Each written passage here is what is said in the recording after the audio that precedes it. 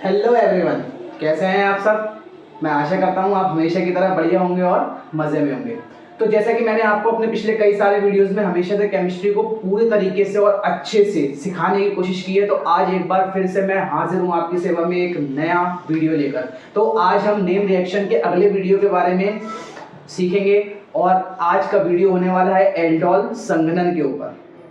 आज हम सीखेंगे एल्डोल संघनन और क्रॉस एल्डोल संघनन। तो जैसा कि मैंने आपसे पहले भी कहा है, अगर आप हमारे चैनल पर नए हैं, पहले वीडियो को देखें और अगर आपको लगता है कि वीडियो आपके लिए फायदेमंद है तो हमारे वीडियो को लाइक और शेयर करना ना भूलें।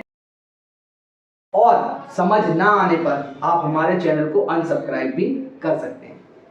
ठीक है, बिल्कुल अनसब्सक्राइब कीजिएगा अगर आपको समझ में नहीं आता है। अगर समझ में आता है तभी चैनल को सब्सक्राइब करिएगा। तो चलिए क्लास को स्टार्ट करते हैं। आज हम सीखेंगे एल्डोल संघनन। तो पहले हम सीखते हैं एल्डोल संघनन के बारे में। देखिए भाई, एल्डोल संघनन होता क्या है। सिंपल सा है एल्डोल संघनन, सिंपल सा। पहले मैं इसकी यहां पर 2 लाइन की परिभाषा लिख देता हूं। ऐसी देखो, अल्फा हाइड्रोजन युक्त एल्डिहाइड और कीटोन, अल्फा हाइड्रोजन युक्त एल्डिहाइड और कीटोन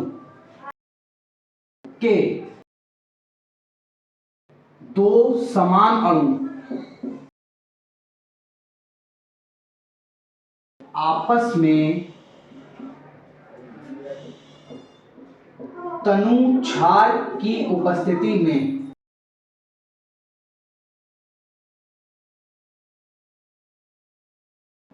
क्रिया करके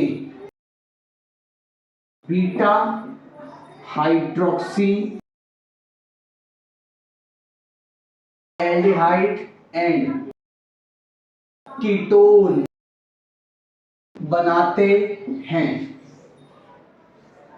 इस क्रिया को एल्डोल संघनन कहते हैं। सिंपल सा है, क्या है, अल्फा हाइड्रोजन युक्त एल्डिहाइड और कीटोन के 2 समान अणु आपस में तनु क्षार की उपस्थिति में क्रिया करके बीटा हाइड्रोक्सी एल्डिहाइड और कीटोन बनाते हैं। भाई पहली चीज क्या आई है, अल्फा हाइड्रोजन युक्त, और अणु कैसे होना चाहिए, समान। तो पहली चीज अब यहां पर सबसे पहले पॉइंट फंसता है अल्फा हाइड्रोजन। मैंने आपको पीछे कई सारे वीडियोस में निकालना भी सिखाया है, लेकिन अभी आज का वीडियो हमारा नया है तो हम यहां पर थोड़ा सा अल्फा हाइड्रोजन के बारे में सीखते हैं। ठीक है ना, अल्फा हाइड्रोजन के बारे में थोड़ा सा सीखते हैं। देखो भाई, अल्फा हाइड्रोजन निकालना,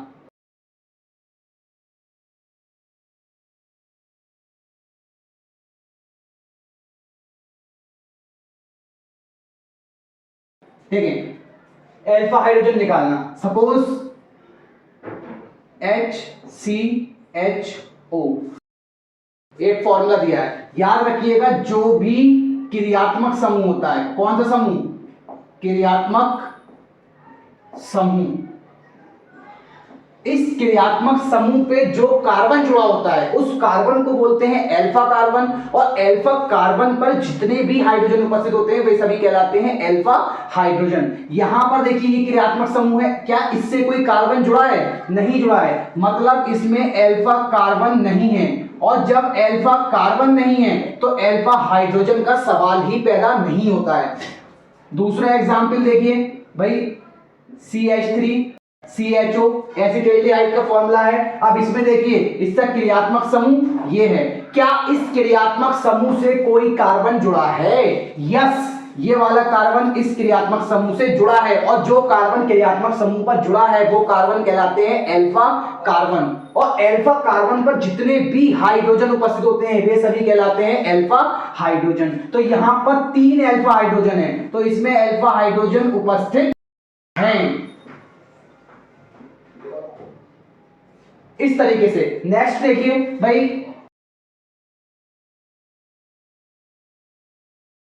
ये एसीटोन का फॉर्मूला है, इसमें देखिए भाई ये इसका क्रियात्मक समूह CO, कीटोन का क्रियात्मक समूह क्या होता है, CO। याद रखिएगा, एल्डिहाइड का क्रियात्मक समूह CHO और कीटोन का क्रियात्मक समूह CO। इन दो को याद रखिएगा, ये दोनों एल्डिहाइड और कीटोन के क्या हैं, क्रियात्मक समूह। अब भाई ये क्रियात्मक समूह है, तो इस क्रियात्मक समूह पे जो भी कार्बन जुड़ा है वो कार्बन कौन सा कहलाएगा, अल्फा कार्बन। और अल्फा कार्बन पर जितने भी हाइड्रोजन जुड़े होते हैं वो सभी क्या कहलाते हैं, अल्फा हाइड्रोजन। तो यहां पर देखिए ये वाला कार्बन भी अल्फा और ये वाला कार्बन भी अल्फा। देखो इन कार्बन पर जितने भी हाइड्रोजन जुड़े हैं वो सभी हाइड्रोजन कौन से कहलाएंगे, अल्फा हाइड्रोजन। 3 इस पर जुड़े, 3 इस पर, तो इसमें भी अल्फा हाइड्रोजन हैं।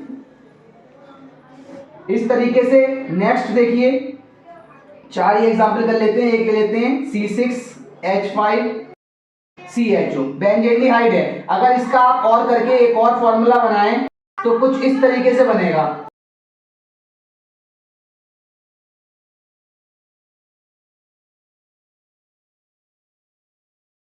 इस तरीके से इसका फॉर्मूला होता है, ठीक है। अब देखिए ये हो गया इसका क्रियात्मक समूह। इस क्रियात्मक समूह से जो कार्बन जुड़ा है वो कार्बन अल्फा कार्बन, और सारे कार्बनों की बैलेंसी पूरी करने के लिए उन पर हाइड्रोजन परमाणु जुड़ा होता है।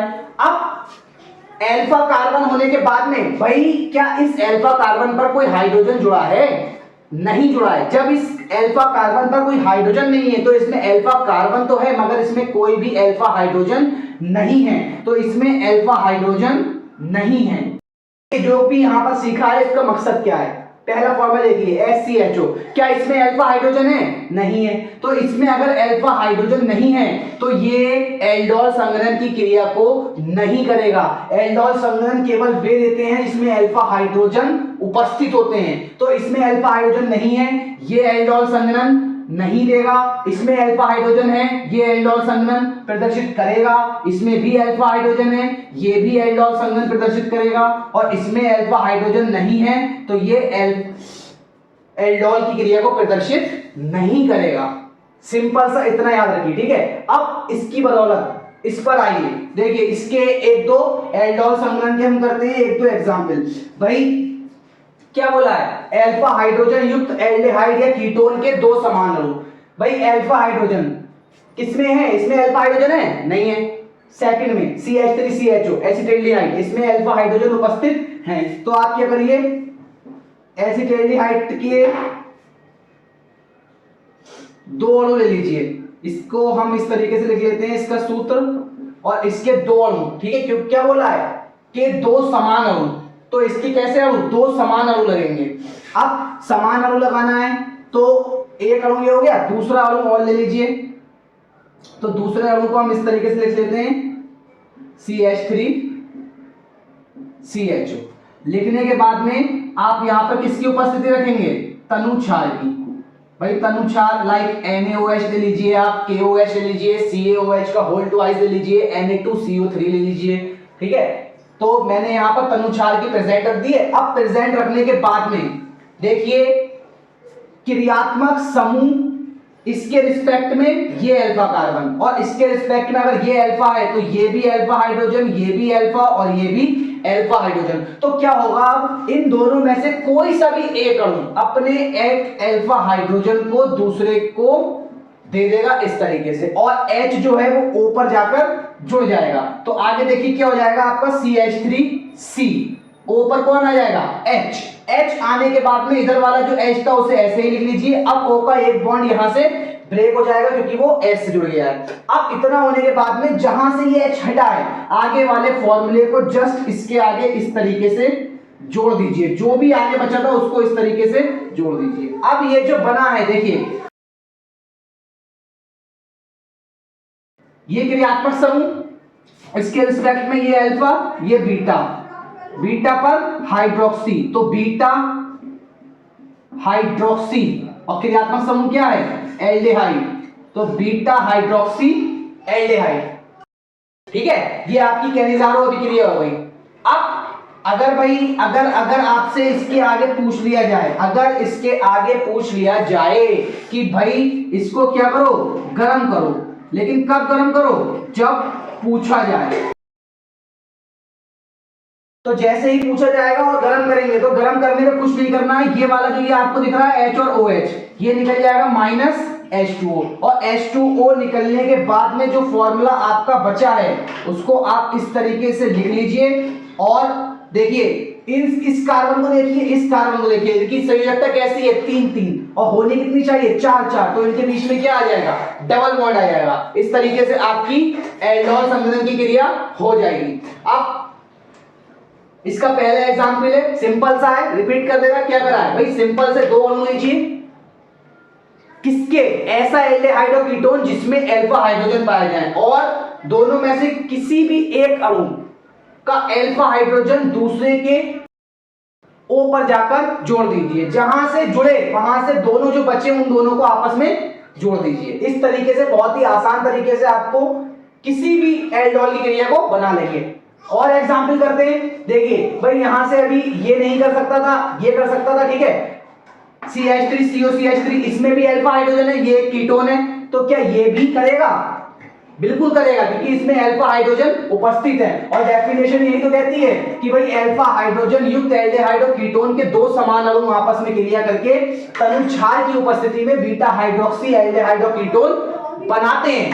अब इतना करने के बाद में हम दूसरा एग्जांपल करते हैं, याद रखिएगा इसको बीटा हाइड्रोक्सी एल्डिहाइड, और इसी को बोलते हैं एल्डोल।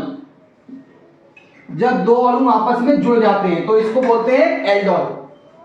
दूसरा एग्जांपल करते हैं भाई, दूसरा एग्जांपल कीटोन ले लीजिए, CH3 COCH3, इस तरीके से लिख सकते हैं। इसका एक फॉर्मूला और लिख लीजिए COCH3, इसके अल्फा हाइड्रोजन इस तरीके से सामने की ओर खोल लीजिए, और किसकी उपस्थिति रखेंगे, तनु क्षार की, तो मैं यहां पर ले लेगा BaOH का होल ट्वाइस तनु क्षार, ठीक है। अब इतना होने के बाद में भाई देखिए इस क्रियात्मक समूह के रिस्पेक्ट में ये अल्फा, तो ये भी अल्फा, ये भी अल्फा और ये भी अल्फा, और ये वाला अल्फा हाइड्रोजन क्या करेगा, इस पर जाकर जुड़ जाएगा। जब ये अल्फा हाइड्रोजन इस पर जुड़ेगा तो आगे देखिए आपका क्या हो जाएगा, CH3C, O पर कौन जाएगा, ये वाला अल्फा हाइड्रोजन, तो ये हो जाएगा OH, और नीचे वाला CH3 आप ऐसे लिख दीजिए। आगे जहां से ब्रेक हुआ है, जहां से भी टूटा है, वहीं से आप क्या करिए, इस कार्बन की एक वैलेंसी कम हुई O के साथ टूटने से, तो इसकी एक संयोजकता खाली है,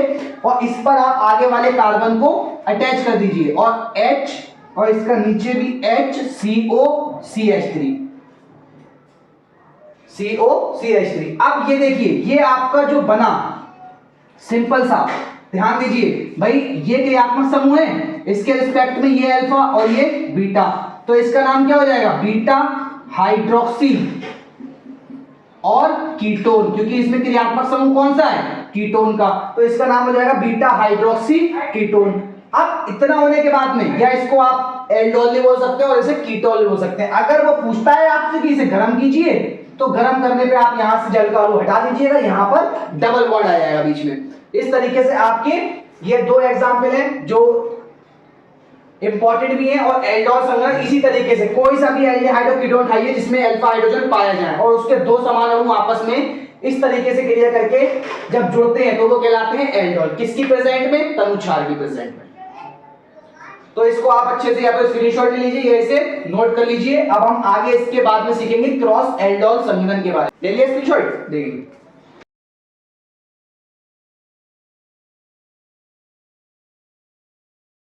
देखिए भाई, चलिए अब सीखते हैं क्रॉस एल्डोल संघनन। क्रॉस एल्डोल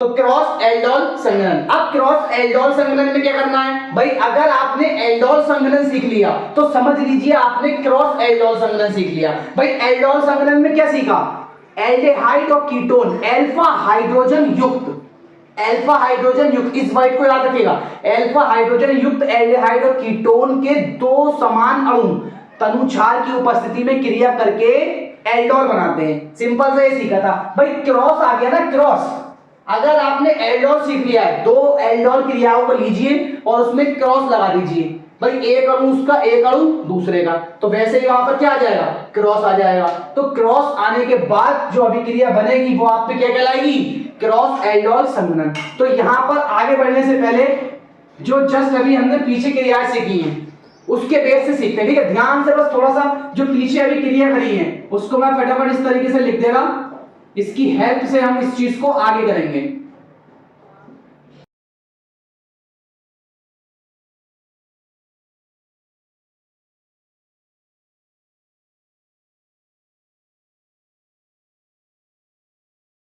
ये एक हो गई। इस तरीके से हमने दूसरी अभी पीछे करी थी कीटोन वाली। तनु क्षार की प्रेजेंट रखिएगा अल्फा हाइड्रोजन को इस पर।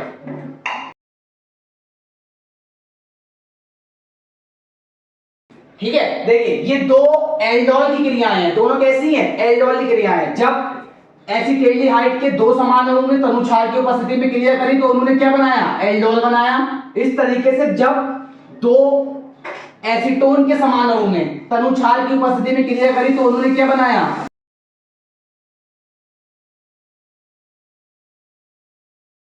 बनाया, कीटोन बनाया। अब देखिए सिंपल सा करना क्या है भैया, क्रॉस की बारी कह रहे हैं, वो क्रॉस लगा दीजिए। मतलब इस तरीके से क्रॉस लगा दो, इस तरीके से क्रॉस लगा दो। क्रॉस के लिए क्या करना है? एक अणु इसका, एक अणु इसका, एक अणु इसका, एक अणु इसका।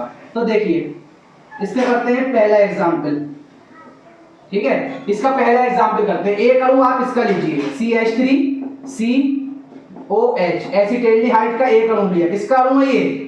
एसिटिल्डिहाइड का। एक अणु आप ले लीजिए एसीटोन का। ठीक है, इस तरीके से जैसे लिखा है इसे ऐसे ही खोलकर लिख लीजिए और किसकी उपस्थिति रख दीजिए? तनु क्षार की। और जैसे ही तनु क्षार की प्रेजेंट में भैया एसिटिल्डिहाइड और कीटोन के अणु सामने आएंगे तो क्या होगा भाई? इसके रिस्पेक्ट में ये अल्फा, और ये अल्फा है तो ये हाइड्रोजन कौन सा है? Alpha hydrogen. तो अल्फा हाइड्रोजन क्या करेगा? ये अल्फा हाइड्रोजन इस तरीके से इस पर जाकर जुड़ जाएगा। तो आगे आपका सरफेस क्या हो जाएगा? CH3C। O पर कौन आ जाएगा? H। नीचे वाला ऐसे ही लिख दीजिए, आगे वाले C को जस्ट उस पर जोड़ दीजिए और C पर जो जो लिखा है उसे ऐसे ही लिख दीजिए।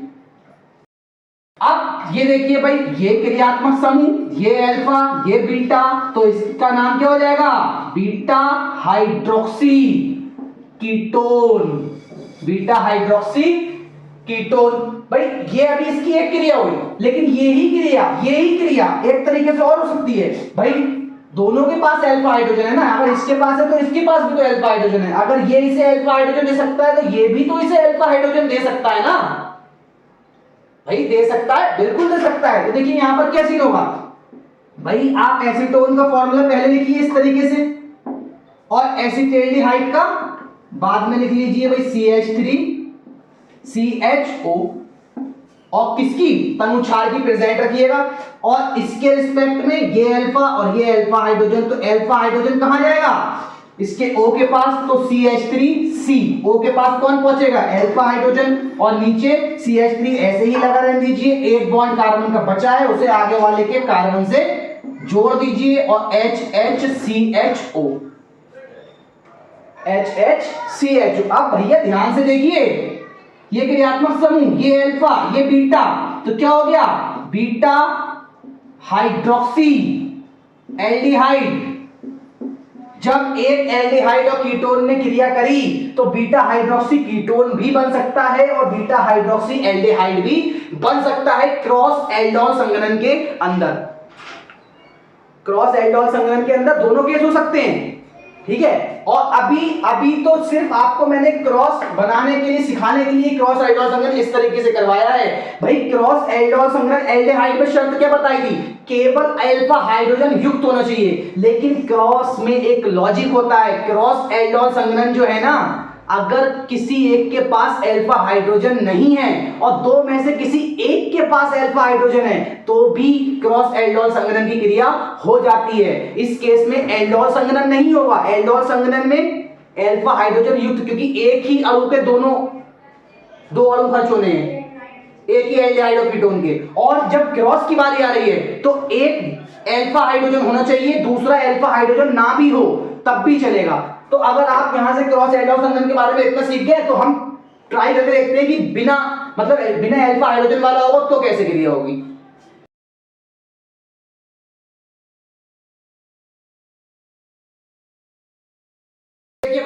एल्डोल संघनन में क्या करना है? क्रॉस एल्डोल संघनन में अभी मैंने आपको पीछे 2-3 क्रियाएं सिखाई, बस थोड़ा सा पॉइंट और याद रखिए, आप समझ लीजिए कभी भी एल्डोल और क्रॉस एल्डोल करने में कोई गलती ना करेंगे, बस थोड़ी सी चीज याद रखिए। क्या याद रखिएगा भाई? क्रॉस एल्डोल में अल्फा हाइड्रोजन वाला एक होना चाहिए,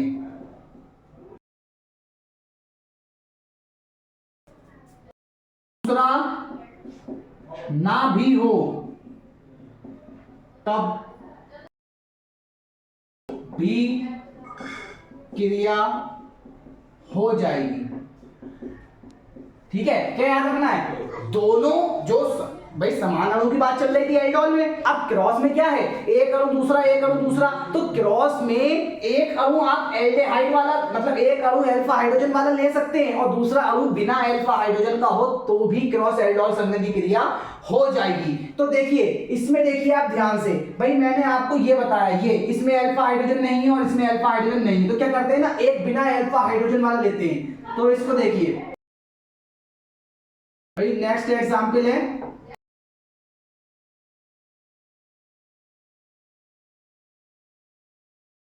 देखिए इसमें कहीं अल्फा हाइड्रोजन नहीं है, आप इसकी क्रिया करवा लीजिए एक अल्फा हाइड्रोजन वाला। भाई अल्फा हाइड्रोजन वाला यहां पर कौन है? ये है, ये है, और भी हो सकते हैं, इनमें से आप एक ले लीजिए। सपोज मैंने ये लिया CH3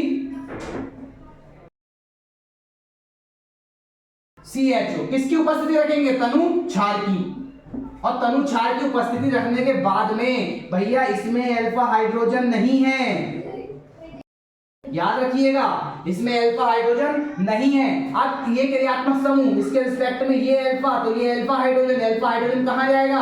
O के पास, और ये क्या हो जाएगा? C6H5C, ऊपर आ जाएगा H और नीचे वाला H एज इट इज रख दीजिए, और CHH और आगे CHO।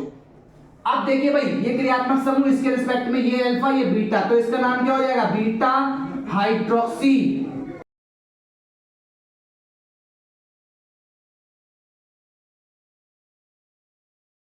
एल्डिहाइड। अब जब वो आपसे ऐसे पूछता है कि भाई गर्म कीजिए, तो गर्म करने पर अगले स्टेप में आप यहां से जल का अणु हटा दीजिएगा और यहां पर डबल बॉन्ड आ जाएगा। इस तरीके से इसको और देखिए भाई, यही वाला अणु लीजिए और अल्फा हाइड्रोजन वाला कीटोन ले लीजिए, तो इसके तीनों H को इस तरीके से खोलकर लिख लीजिए यहां पर, और किसकी उपस्थिति? तनु क्षार की। भाई ये अल्फा, तो इसका अल्फा कहां जाएगा? इसके पास, और ये हो जाएगा C6H5C। देखिए O का एक बॉन्ड ब्रेक होगा, उस पर H आ जाएगा, और नीचे वाले H को ऐसे ही लिखिए, यहां से अगले कार्बन को जोड़िए H और फिर CO CH3। ये क्रियात्मक समूह है, तो इसके रिस्पेक्ट में ये अल्फा, ये बीटा, तो बीटा हाइड्रोक्सी और कीटोन, बीटा हाइड्रोक्सी कीटोन।